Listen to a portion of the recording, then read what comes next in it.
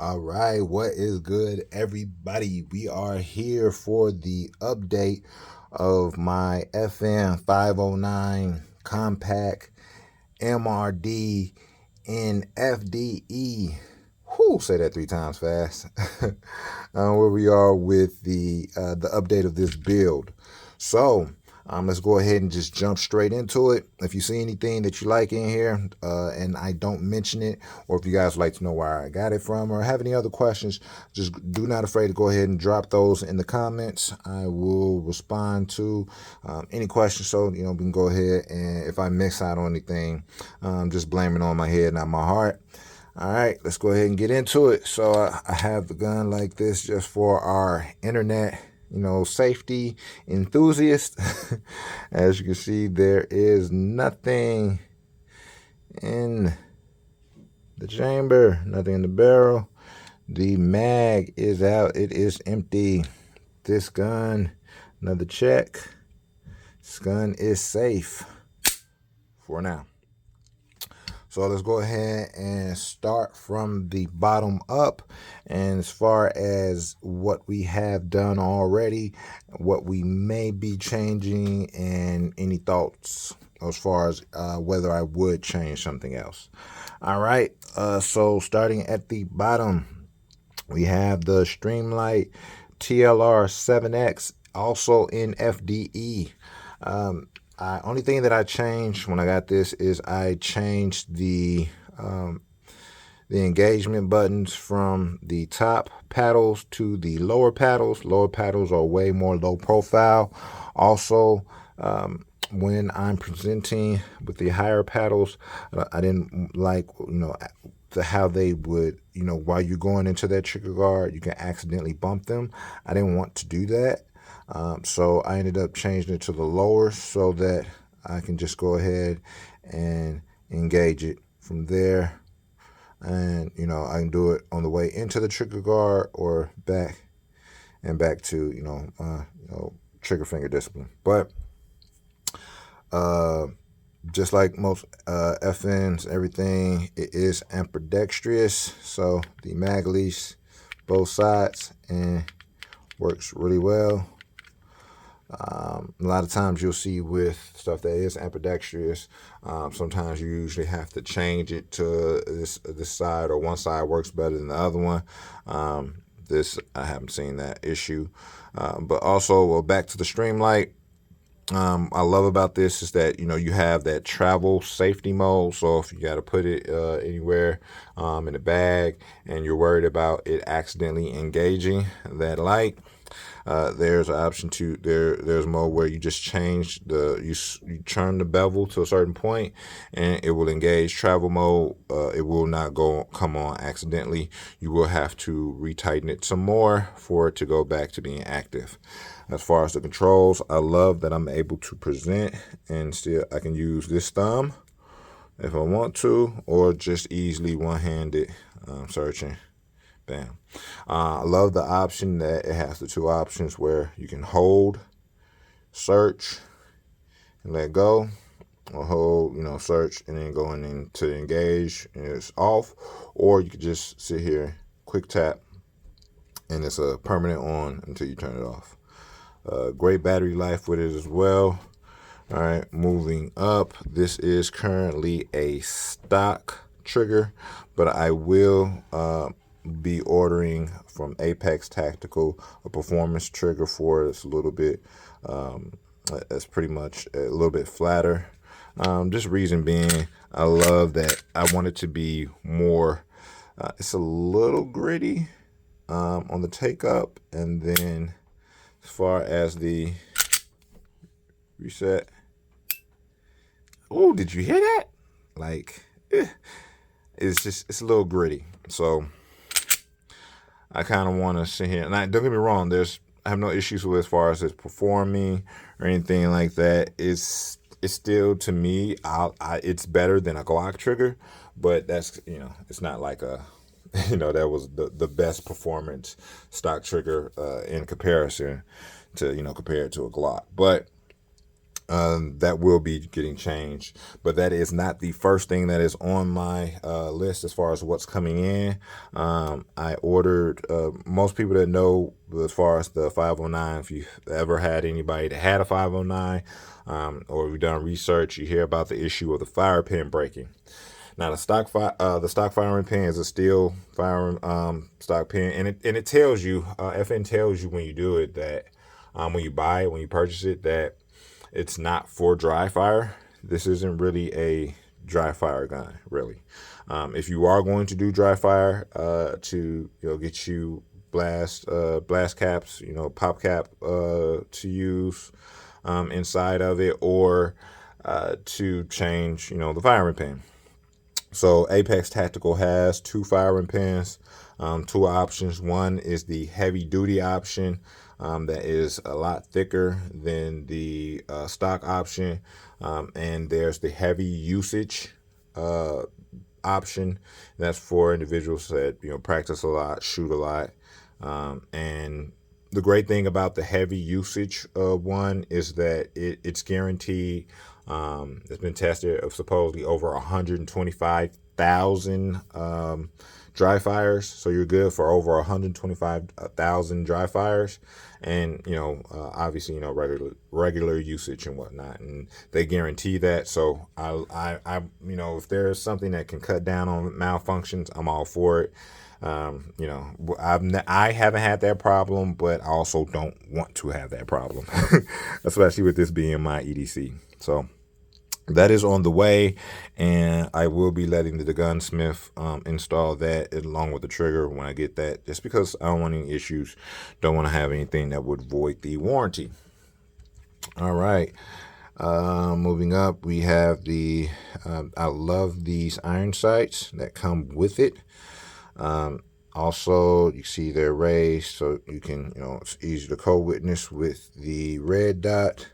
Now, I love this. They're great for suppressor heights as well, but the only issue is I am in Illinois, Cook County to be exact, so it is illegal for us to have threaded barrels. So that's why I didn't get the tactical version of this. The tactical version, I do believe, comes with its own red dot. I don't believe it's a Holosun. I can't remember which one it was. Maybe it was a Vortex or something like that. But I think the tactical comes with its own red dot. The threaded barrel, it still has these iron sights. But also it comes with the 20, like 15, 17, and like 20 or 24 round mag. I can't remember, but it's like 20 something round mag. It's really long for it. So once again, I'm in Cook County, so our handgun capacity magazine limit is 15. Gotta love those congressmen that think that changing the laws, that the law-abiding citizens makes it difficult for them. The criminals are going to listen to, because the criminals who were already breaking the law are not listening. So, but anyway, I'll get off my soapbox to save that for another day. What I love about this is, so what I ended up getting is, I have the 15 and the 12 round magazine option that came with it. So obviously, if we can go 15 is the max, I prefer to go with the most I can have. Especially when we've got people out here and riding around with 20, 30 round, 50 round drums, and I have my little 15. Well, anyway, all right. So as far as the optic, let me go ahead and take this off so you can see what it was like stock before I added this. And as far as this, this is from Optic Guard. There we go. It just always pops off. But it is, as you can see, it doesn't come off easily. Like once it's on there, it has this little locking mechanism that goes in perfectly with my Holosun, the 507C X2. Now, this company I got it from is called Optic Guard. They make it for some Holosun, not all and maybe a few other red dots. So you want to go to the website and see if they have your particular red dot. They do not have one for everyone. Obviously, you can see this one is custom made for this Holosun red dot. So we have the cutout at top, so we can have clear access to sunlight for that solar secondary powering option. So this is pretty much how I love that with this, the MRD version, the plate fits perfectly. The plate and risers for it. It's really super flush, and it is on there. Like there's no wiggling. It's really secure. It's going through over 100, probably like at least 200 rounds by now. And it's still super secure. So love that. But this is I just got it in the FDE version to just match with the colorway of it.